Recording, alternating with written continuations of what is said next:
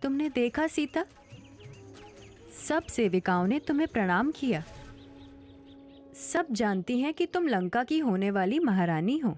हाँ, सीता स्वयं हमारे राजभवन में आकर स्वयं हमें अपना स्वामी स्वीकार करेगी। कहीं सुग्रीव उन दोनों राजकुमारों के साथ मिलकर आपके विरुद्ध कोई षड्यंत्र न रचे। लक्ष्मण, मुझे ये बताओ, क्या एक मित्र अपने मित्र पर रुष्ट नहीं हो सकता?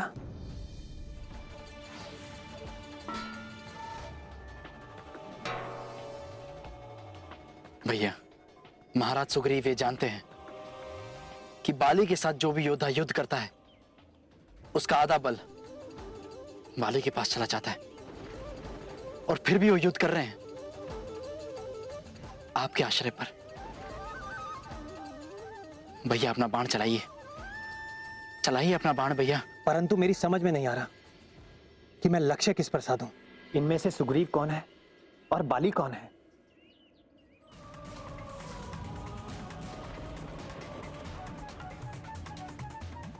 प्रभु बाण क्यों नहीं चला रहे?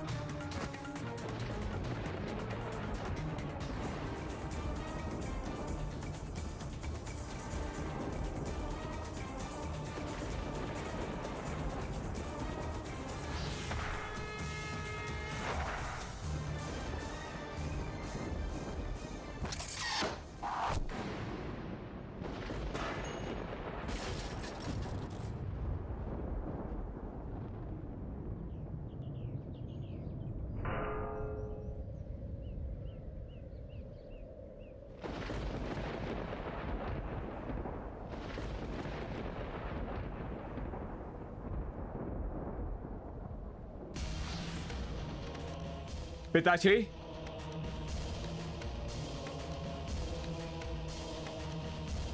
माताश्री, माताश्री, आपके आंखों में आंसू? पुत्र अंगद, तुम्हारे पिताश्री अभी तक नहीं लौटे। अभी तक नहीं लौटे? लेकिन माताश्री, पिताश्री गए कहां हैं? तुम्हारे काका सुग्रीव के फिर से युद्ध के लिए ललकारने पर उससे द्वंद्व युद्ध करने के लिए चले गए हैं। हमें बहुत भय लग रहा है पुत्र। जो पहले अपने प्राण बचाने के लिए भागकर कहीं चला गया, वो फिर से युद्ध करने के लिए आ गया। कैसे कैसे पुत्र? इसके पीछे किसकी शक्तियों का सहारा है? हमें अवश्य ही इसमें कुछ छल कपट दिखाई दे रहा है पुत्र। सोचने में समय व्यर्थ मत करो, हमें शीघ्र वहां ले चलो पुत्र। हाँ माताश्री, अति शीघ्र वहां चलिए, चलिए। कायर सुग्रीव, तूने छल किया है मेरे साथ। तूने पराधीन होकर पराये शस्त्र से प्रहार किया है मुझ पर। तू विजेता बनता है? बामौर, कायर, धिक्कार है तुझ पर।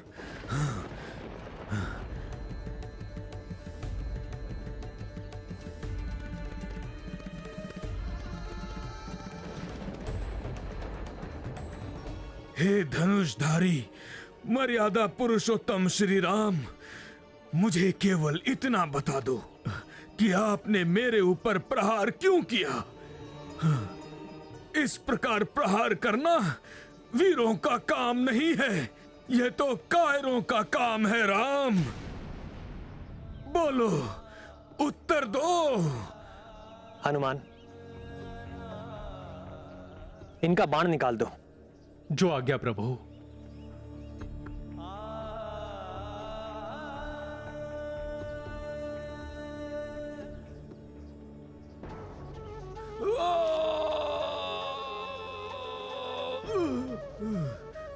बड़ी दया दिखा रहे हो श्री राम, एक बात का उत्तर तो दो। लड़ाई तो हम दोनों भाइयों में थी, तो ऐसे समय में छुपकर मेरा वध करना, यही आदर्श है आप आर्यों का? हाँ, मुझे मारकर अपने पुरुषों में निंदा का पात्र नहीं बनोगे। मेरा आपका तो कोई बैर नहीं था, तो किस कारण आपको सुग्रीव इतना प्यारा हो गया और बाली आपका शत्रु बन गया? बाली मित्र का शत्रु शत्रु होता है। सुग्रीव हमारा मित्र है। इसके प्रति जो तुमने अन्याय किया है तथा तुम्हारे पापों का दंड देने के लिए तुम्हारा वध करने की हम प्रतिज्ञा ले चुके हैं। रघुवंशी जब किसी को वचन देते हैं तो अपने प्राण जाने पर भी उस वचन को पूरा करते हैं। अपने वचन का पालन करना हमारा सबसे बड़ा धर्म है, और यदि उसके लिए हमें निंदा का पात्र भी बनना पड़े तो हमें स्वीकार है। सुग्रीव के साथ मित्रता करने में रावण द्वारा हरण की गई तुम्हारी स्त्री के उद्धार का स्वार्थ नहीं छिपा है। राम, ये अपने प्राणों के भय से पहाड़ों में छुपा रहने वाला कायर क्या तुम्हारी सहायता करेगा? राम, इसके लिए तुम किष्किंधापति बाली के पास आते तो देखते। अब तक उस दुरात्मा को बांधकर तुम्हारे चरणों में डाल चुका होता। राम, आज जिस प्रकार क्रूरतापूर्वक तुमने बाली का वध किया है, उस अनुचित को तुम इतिहास में कभी उचित नहीं ठहरा सकोगे। राम, जो जन्म लेता है वो अवश्य मरता है, इसीलिए मुझे मरने का कोई शौक नहीं है। और मेरे बाद इस सुग्रीव को राज मिलेगा तो भी अनुचित नहीं है। राम, अनुचित इतना ही है कि तुमने मुझे रणभूमि में वीरों की भांति नहीं मारा, तुमने मुझे अधर्म पूर्वक मारा है। राम, तुमने मेरी निरपराध हत्या की है। तुम्हारे इस पाप का प्रायश्चित कभी नहीं होगा। राम, वानरराज, तुम जिस धर्म, सत्कर्म और नीति की दुहाई दे रहे हो, अपने जीवन काल में उसी धर्म, सत्कर्म, न्याय और नीति का विचार तो तुम्हारे सपने में भी नहीं आया। तुमने तो किसी भी मर्यादा का पालन नहीं किया बाली। बिना किसी दोष के अपने छोटे भाई सुग्रीव को निष्कासित कर दिया और उसके जीते जी उसकी धर्म पत्नी रोमा को धर्म और अनीति के साथ अपने अधीन रखा। ऐसे पुरुष का वध करना ही उसके लिए उचित दंड माना गया है। राम, यदि ये मेरा पाप भी है तो दंड देने का अधिकार केवल राजा का होता है। राम, तुम्हारा क्या अधिकार था न्याय का भार अपने हाथ में लेने का? अहंकारी वानर, तुम्हें यह विदित होना चाहिए कि पर्वत, वन और कानूनों से युक्त ये सारी पृथ्वी इक्ष्वाक राजाओं की है, और इस समय इक्ष्वाकु वंश के राजा भरत हैं, और उन्हीं की आज्ञा का पालन करने वाला पवित्र इक्ष्वाकु का वंशधार होने के नाते यहां के पशु, पक्षी, नर, वानर, उन सब पर दया भाव रखना और उन्हें दंड देने का अधिकार मुझे प्राप्त है। धर्मात्मा राजा भरत ही इस पृथ्वी के पालन करता है। उनके रहते कोई भी प्राणी धर्म के विरुद्ध आचरण नहीं कर सकता। अतः हम सब उन्हीं की आज्ञा से श्रेष्ठ धर्म स्थिर होकर तुम जैसे धर्म भ्रष्ट पुरुषों को विधिवत दंड देते हैं। हे वानरराज, तुमने जो पाप किया है उसके अनुसार तुम्हारा वध सर्वथा धर्म के अनुसार उचित माना जाएगा। हे दिव्य स्वरूप नरोत्तम, अंधकार के परत मेरी आंखों के आगे से हट गए, मेरी आत्मा के अंतःचक्षु खुल गए हैं और ऐसा प्रतीत हो रहा है श्री राम जैसे आत्मा ने परमात्मा को पहचान लिया हो। हे प्रभु, आपके इस अमोघ बाण की पीड़ा के प्रमाण में और अज्ञान के आवेश में मेरे मुख से आपके प्रति अनुचित वाक्य निकल गए हैं। उसके लिए मुझे क्षमा करें प्रभु। आप तो परमार्थ धर्म के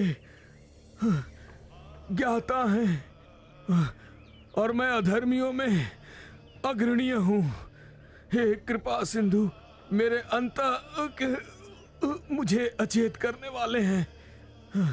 इससे पहले मुझे अपने चरणों की धूल देकर प्रायश्चित कर लेने दीजिए प्रभु।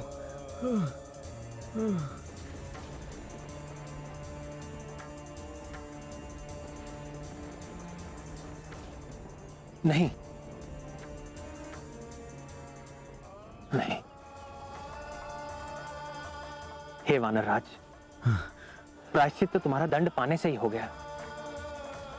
हे राजन, अब तुम भी निष्पाप हो, इसलिए अधीर ना हो। अपने मन से मृत्यु का भय संताप निकाल दो। हम सब तुम्हारी दीर्घायु की मंगल कामना के साथ तुम्हारी सेवा और उचित उपचार करके तुम्हारे प्राणों की रक्षा करेंगे। अब रक्षा किस लिए? जीवन तो बार बार मिलता है राम, परंतु इन हाथों से मोक्ष पाकर जीवन नहीं मिलेगा प्रभु। जो दुर्लभ मृत्यु आज इस बाली को मिल रही है प्रभु, उसके सामने यह किष्किंधा तो क्या, स्वर्ग, सारी पृथ्वी, सारा वानर साम्राज्य कुछ भी नहीं है प्रभु। सब तुच्छ है प्रभु, तुच्छ है। किष्किंधा तो अब सुग्रीव की है।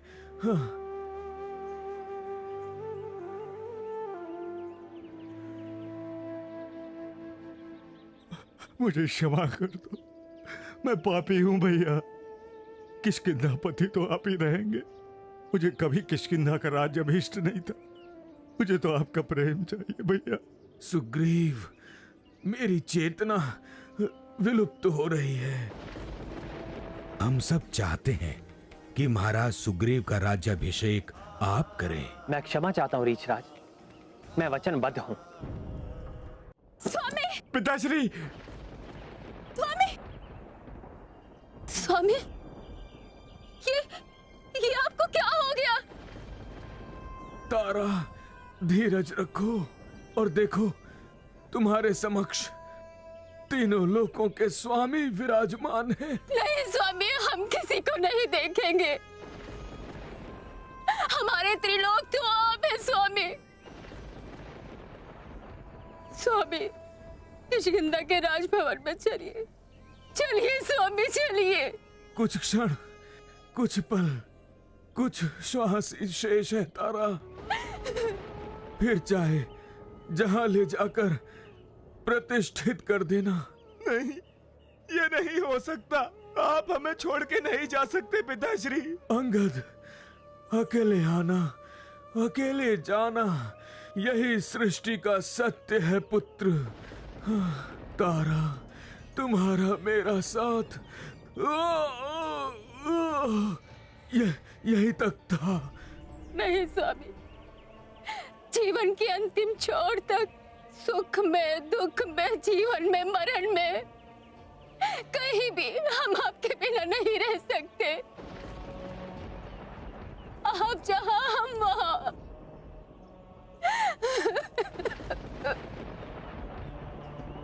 देवी पूज्य वंदनीय, पति परायण, आपका ये रुदन, ये विलाप अनंत पथ पर जाते हुए पति की आत्मा के लिए वेदन का कारण बन रहा है।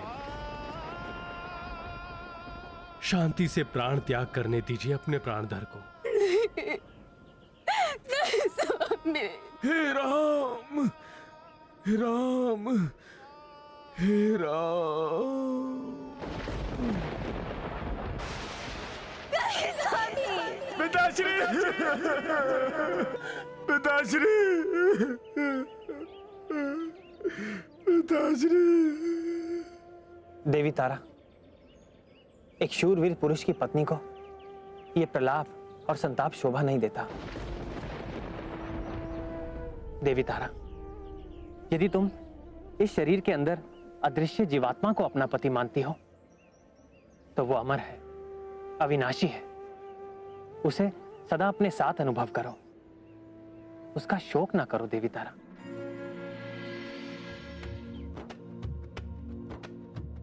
इस धरती पर सर्वश्रेष्ठ था, अद्भुत बल जो धारा। किष्किंधापति बाली राजा, समय के आगे हारा। सुत अंगद भ्राता सुग्रीव का, मनवा धीर जरा ना पाए। गंगा जमुना सीधो धारा। कायर सुग्रीव, तूने छल किया है मेरे साथ। तूने पराधीन होकर पराये शस्त्र से प्रहार किया है मुझ पर। तू विजेता बनता है, बामौर धिक्कार है तुझ पर। मुझे क्षमा कर दीजिए भैया, अब मैं ये कलंकित जीवन नहीं जी सकता। मैं भी आपके पास आ रहा हूं। लक्ष्मण, महाराज सुग्रीव, संभालिए अपने आप को, संभालिए। नहीं, मुझे छोड़ दो। महाराज सुग्रीव, शांत रहिए। नहीं प्रभु, अब ऐसा कलंकित जीवन मैं नहीं जी सकूंगा। क्षमा चाहता हूं रघुवीर राम, क्षमा चाहता हूं महाराज सुग्रीव।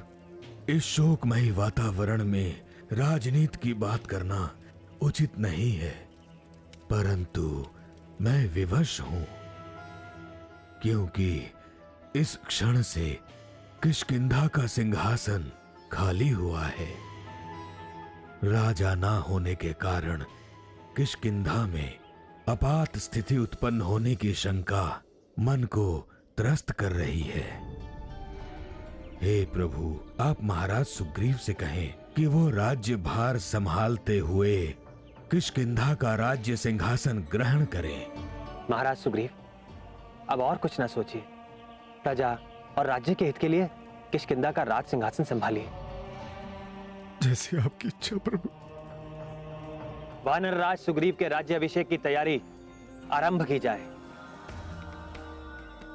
अंगद,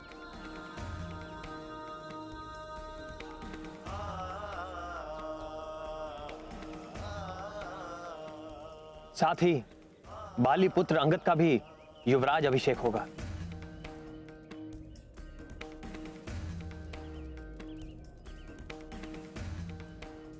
और देवी तारा को किष्किंधा राज्य का परामर्शदाता नियुक्त किया जाए। जैसी आपकी आज्ञा प्रभु। प्रभु, हम सब चाहते हैं कि महाराज सुग्रीव का राज्याभिषेक आप करें। मैं क्षमा चाहता हूं रीछराज, मैं वचनबद्ध हूं। 14 वर्षों तक मैं किसी भवन या नगरी में प्रवेश नहीं कर सकता, परंतु लक्ष्मण राज्याभिषेक के लिए अवश्य आएगा।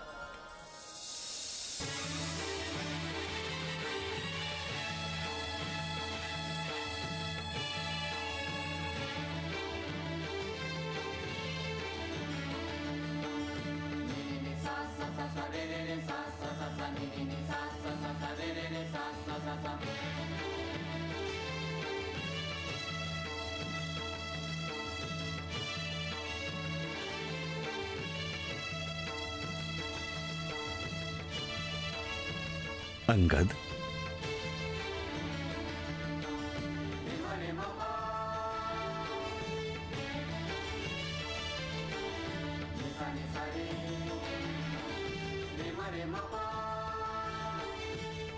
राजकुमार अंगद की, महाराज सुग्रीव की, राजकुमार अंगद की, महाराज सुग्रीव की।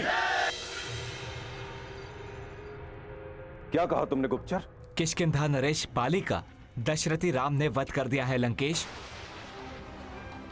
और वानर राज सुग्रीव का राज्य अभिषेक होने के तुरंत बाद वानर राज लंका ढूंढने में राम की सहायता करेंगे। हम तक पहुंचना उन वानरों के वश की बात नहीं है गुप्तचर। लंका कोई हाथ से गिरी वस्तु नहीं है जो कोई यूं ही ढूंढ ले। पहले तो यह पता लगाना होगा कि लंका धरती पर है कहां। उसके बाद विशाल सागर को पार करना होगा। कैसे करेंगे? सब के सब समुद्र की गोद में समा जाएंगे।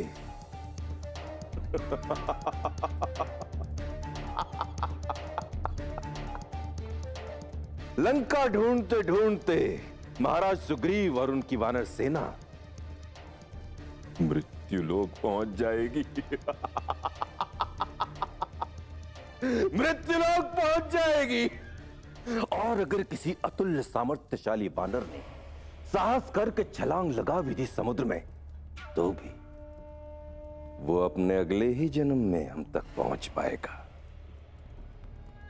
और तब तक सीता स्वयं अपने आप को हमें सौंप चुकी होगी और हम उसे लंका की महारानी बना चुके होंगे।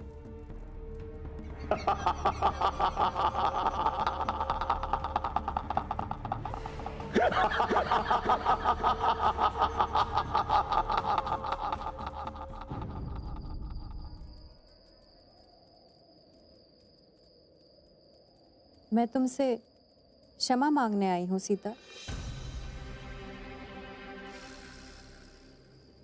मैं जानती हूं मैंने तुम्हें बहुत त्रस्त किया, बहुत डराया, बहुत धमकाया, बुरा व्यवहार भी किया, पर यह सब मैंने अपनी मर्जी से नहीं किया।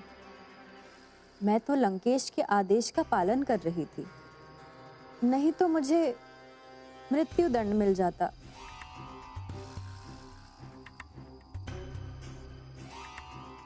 सीते, तुम एक महान पतिव्रता हो, तुम्हारा मन स्वच्छ है। जब से मैंने तुम्हें त्रस्त करना शुरू किया है, मेरा जीवन उथल पुथल हो गया है। मेरा पुत्र बीमार हो गया है। मुझे क्षमा कर दो सीते, क्षमा कर दो।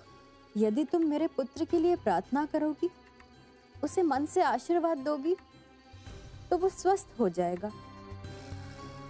मैं तुम्हें वचन देती हूँ कि मैं तुम्हें कभी त्रस्त नहीं करूंगी, चाहे मुझे मृत्यु दंड ही क्यों ना हो जाए।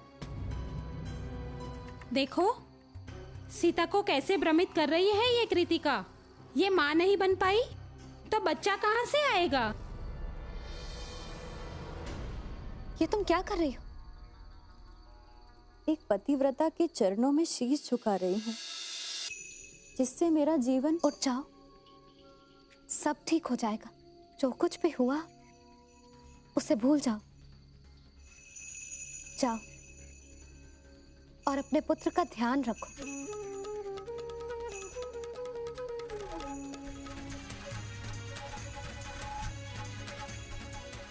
साम दाम दंड तीनों नीतियां काम नहीं आई, परंतु ये भेद नीति अवश्य सफल होगी।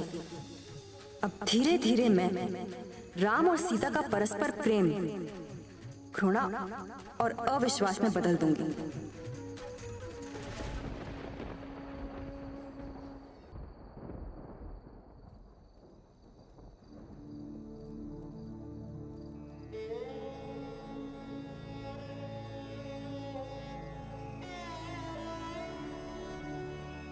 भैया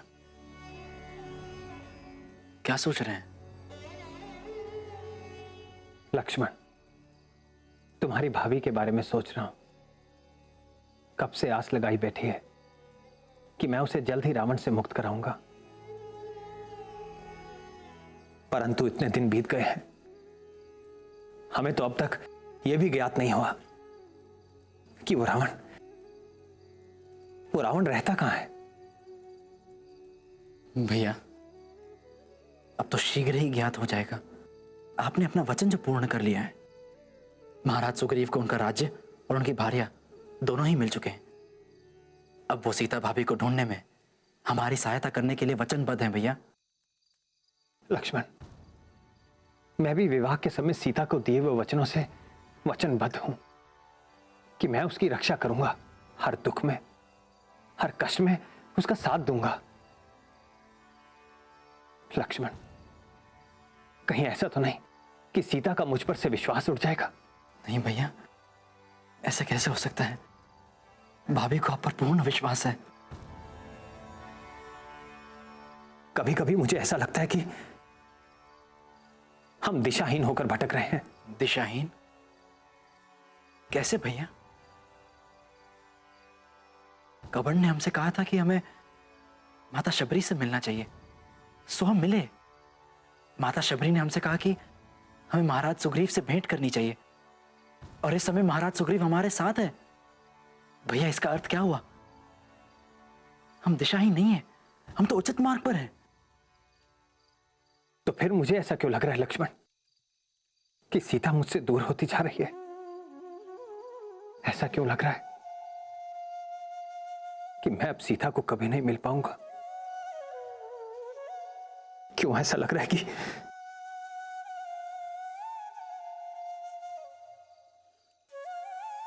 भैया, आप तो धैर्य का सागर हैं। आप ही धैर्य खो देंगे तो भाभी की आस का क्या होगा? उन्हें तो धीरज बंधाने वाला भी वहां कोई नहीं है। भैया, आप ही ने सदैव कहा है कि कर्तव्य भावना से श्रेष्ठ होते हैं, तो आज आप इस प्रकार भावना के अधीन नहीं हो सकते। और आप ही ने कहा था कि बलवानों के नेत्र में अश्रु अच्छे नहीं लगते। तो भैया, आप तो बलवानों के बलवान हैं। मुझे पूर्ण विश्वास है कि हम भाभी से दूर नहीं, दिन प्रतिदिन निकट होते जा रहे हैं।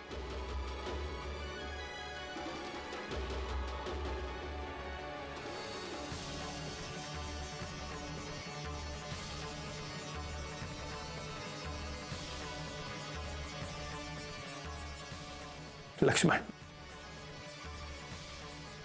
क्या आज का होने वाला सूर्योदय सीता को यह संदेश देगा कि हम शीघ्र ही उसे ढूंढ लेंगे?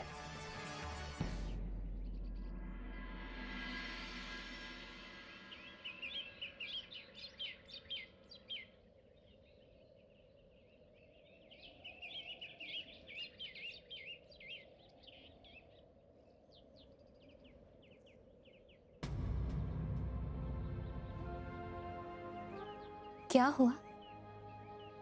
तुम उदास क्यों हो? तुम्हारा पुत्र वो ठीक है ना? हाँ, वो ठीक है, परंतु क्या? मैं अभी लंकेश से मिलने गई थी। लंकेश हंस रहे थे। उनके सामने दो गुप्तचर भी खड़े थे। तो उन गुप्तचरों ने अवश्य ही कोई शुभ समाचार सुनाया होगा। हाँ, लंकेश के लिए शुभ, पर तुम्हारे लिए अशुभ। अर्थात? रघुनंदन राम ने तुम्हारी खोज रोक दी है। अब वो तुम्हें नहीं ढूंढेंगे। असत्य कह रही हो तुम। ये कदापि संभव नहीं है। गुप्तचर कह रहे थे कि राम ने अपने अनुज लक्ष्मण के साथ चारों दिशाएं खोज ली हैं, पर अब उनको ये विश्वास हो गया है कि सीता जीवित नहीं है, इसलिए उन्होंने सीता की खोज छोड़ दी है।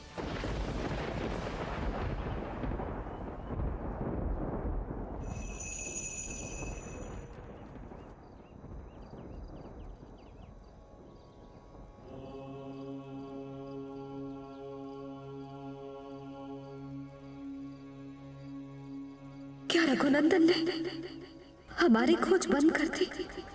नहीं, हमें विश्वास नहीं हो रहा।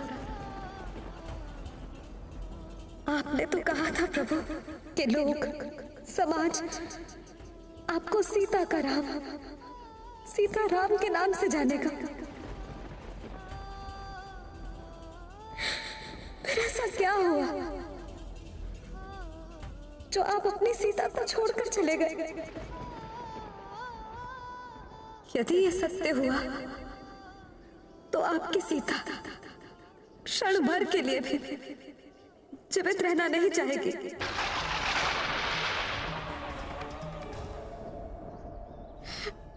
हे सूर्यदेव, अब आप ही हमें बताएं कि सत्य क्या है।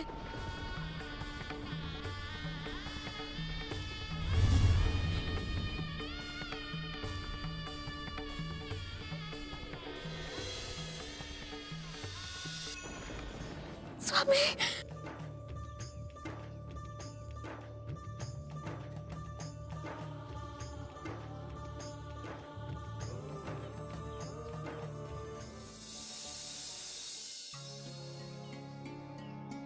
स्वामी, आप यहाँ? तुम्हें विश्वास दिलाने आया हूं कि तुम्हारा राम अयोध्या नहीं लौटा है। सीता और राम अलग अलग नहीं है। तुम मेरे श्वास हो, मेरी आत्मा हो। हमें क्षमा कर दीजिएगा प्रभु, क्षमा कर दीजिएगा। हमने आप पर अविश्वास दिखाया। नहीं सीते, इसमें तुम्हारा कोई दोष नहीं है। परिस्थितियां ही कुछ ऐसी हैं कि मनुष्य का अपने आप पर विश्वास डगमगा जाता है। सीते, बड़े कष्ट सहे हैं ना तुमने? आपके दर्शन पाकर हमारे सारे कष्ट समाप्त हो गए। कष्ट तो आप भी झेल रहे हैं, केवल हमारे कारण। धीरज रखो सीते, शीघ्र ही मैं तुम्हें रावण के इस बंदीवास से मुक्त कर दूंगा और उस पापी के पाप कर्मों का उचित दंड मैं उसे अवश्य दूंगा। अब हम दोनों की भेंट रावण के विनाश के बाद होगी।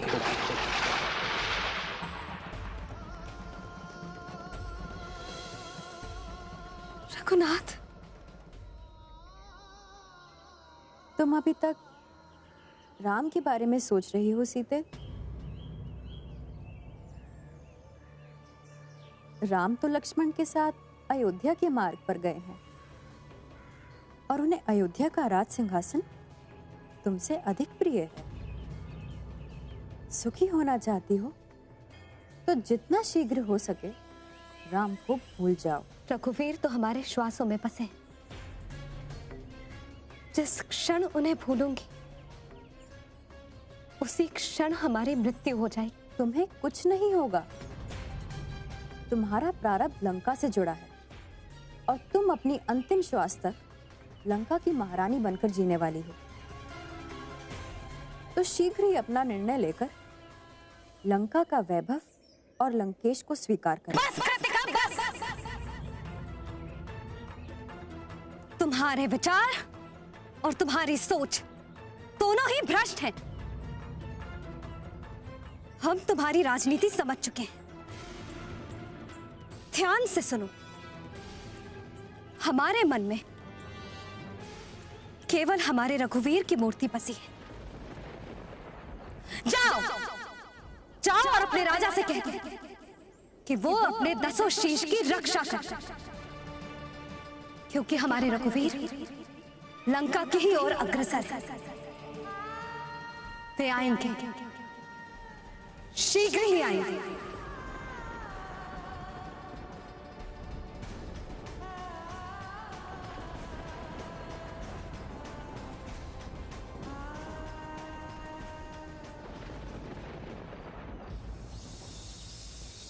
आइए महाराज सुग्रीव।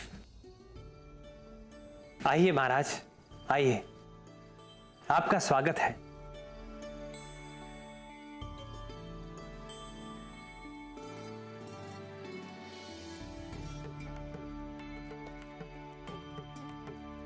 आशीर्वाद दीजिए प्रभु। नहीं महाराज,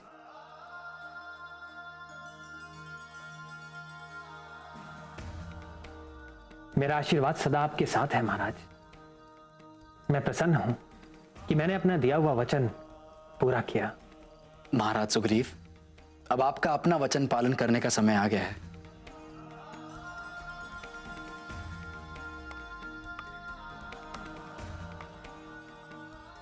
हम सब भाभी की खोज के लिए कब निकल रहे हैं? लक्ष्मण जी, हमें कुछ समय दीजिए। हम इतनी शीघ्र नहीं निकल पाएंगे। आप कह रहे हैं कि ये शीघ्र नहीं हो पाएगा। क्या आप जानते हैं आप क्या कह रहे हैं? भैया लक्ष्मण, महाराज सुग्रीव के कहने का तात्पर्य ये था मैं कि... भली बात ही समझ रहा हूं महाराज सुग्रीव का कहने का तात्पर्य क्या है। पवन पुत्र हनुमान, मेरे राम भैया ने अपना वचन निभाते हुए, अपनी प्रतिज्ञा पूर्ण करते हुए महाराज सुग्रीव को किष्किंध का महाराज बना दिया, परंतु जब अपने वचन पूर्ति की बारी आई तो आप कह रहे हैं कि सीता भाभी की खोज के लिए हम इतनी शीघ्र नहीं निकल पाएंगे। क्यों? क्या यही है आपका मित्र धर्म? लक्ष्मण, लक्ष्मण जी, आप मेरी मित्रता पर संदेह मत कीजिए। तो फिर अपना उत्तरदायित्व निभाते हुए अपनी वानर सेना सहित सीता भाभी की खोज के लिए अभी इसी क्षण निकलिए। लक्ष्मण, वानरराज सुग्रीव का निर्णय उचित है। यह समय अनुकूल नहीं है। वर्षा ऋतु आरंभ हो रही है, पानी बरसने लगा है, नदियों का बहाव तेज हो जाएगा। निरंतर वर्षा के कारण चट्टानें भी गिर सकती हैं। ऐसे में यातायात रुक जाता है, जीव हानि की आशंकाएं बढ़ जाती हैं। और मैं कदापि यह नहीं चाहूंगा कि मेरे उद्देश्य की पूर्ति के लिए मेरे हितैषी पर कोई विपत्ति आए। हम सबके लिए अच्छा यही होगा कि हम वर्षा ऋतु के समाप्त होने की प्रतीक्षा करें। 4 मास रुक जाएं। 4 मास भैया? हाँ लक्ष्मण। महाराज सुग्रीव, आप 4 मास तक विश्राम कीजिए। तब तक मैं और लक्ष्मण प्रासरवन पर्वत पर विश्राम करेंगे। परंतु क्या प्रभु? 4 मास समाप्त होते ही आप अपने वानरों को एकत्रित करके यहां आएंगे और हम सब सीता की खोज के लिए निकलेंगे। आप जैसा कहेंगे वैसा ही होगा।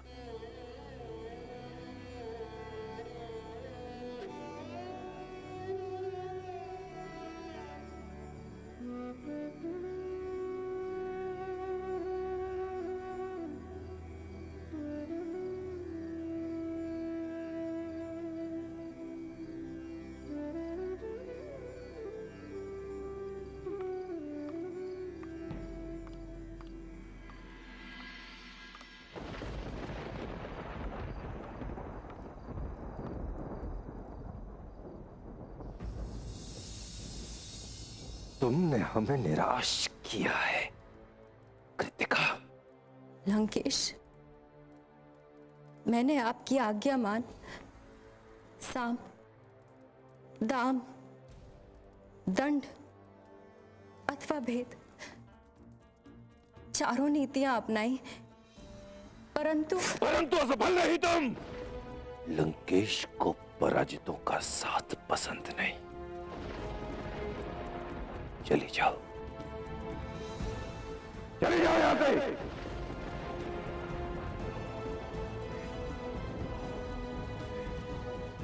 होगी सीता, अवश्य हमारी होगी।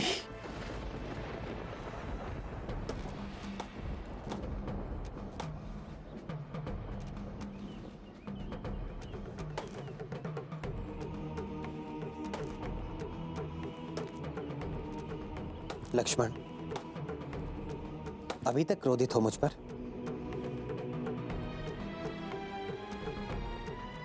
मैं आप पर क्रोधित कैसे हो सकता हूं भैया? हाँ, मैं क्रोधित अवश्य हूं, परंतु इस परिस्थिति पर, इस दशा पर जिसने हमें विवश कर दिया है। भैया, मुझे बार बार भाभी का विचार आता है जो उस राक्षस की बंदीवास में है, आपकी प्रतीक्षा कर रही है। और आपने इतनी सरलता से महाराज सुग्रीव से कैसे कह दिया कि वो 4 मास तक विश्राम कर सकते हैं? भैया, आपको एक भी बार भाभी का विचार नहीं आया? लक्ष्मण, प्रतीक्षा की पीड़ा मैं भोग रहा हूं, इसलिए मैं सीता की पीड़ा समझता हूं।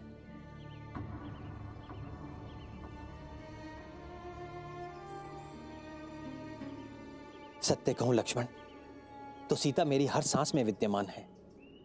मेरे प्राण है सीता। उसे खोजने के लिए मैं अपना जीवन बड़े से बड़े संकट में डाल सकता हूं, क्योंकि सीता को ढूंढना मेरा स्वार्थ है। परंतु अपने स्वार्थ के लिए अपने मित्र और उसके साथियों को संकट में नहीं डाल सकता मैं। लक्ष्मण, सीता को वसंत ऋतु बहुत पसंद है, परंतु इस वर्ष की वर्षा उसे मेरी तरह दुख ही दुख देगी। ये दुख, ये विरह हमें कब तक भोगना पड़ेगा, ये तो भाग्य विधाता ही जानता है।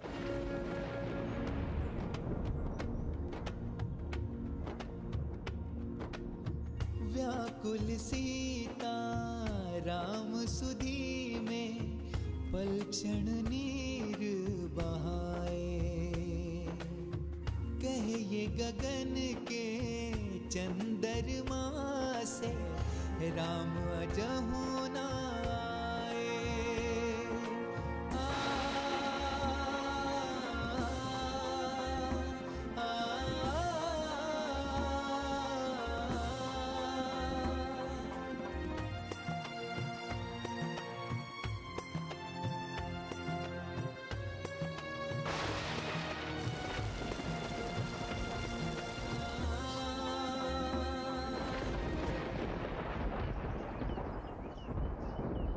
लक्ष्मण, वर्षा काल बीत गया है। हमारे पूर्वजों ने सत्य ही कहा है, समय किसी के लिए नहीं रुकता। 4 मास बीत गए हैं। अब महाराज सुग्रीव किसी भी समय यहां आते होंगे।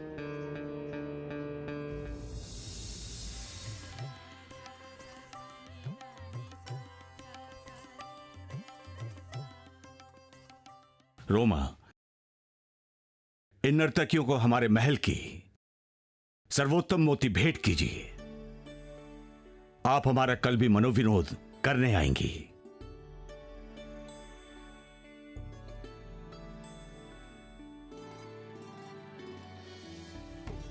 परंतु महाराज, कल तो आपने किष्किंधा के सर्वोत्तम वीणा वादन करने वाले को बुलाया है। परंतु कोई बात नहीं, तो ठीक है, इन नर्तकियों को भी आने दो।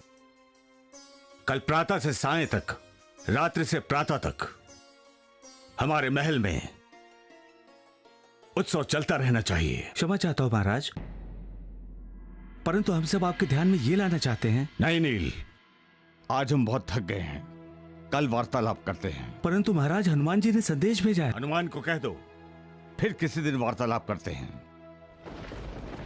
परंतु इस समय मैं किष्किंधपति महाराज सुग्रीव से मिलना चाहता हूं। अवश्य आर्य श्रेष्ठ, आप तनिक विश्राम कर लीजिए। मैं विश्राम करने नहीं आया हूं।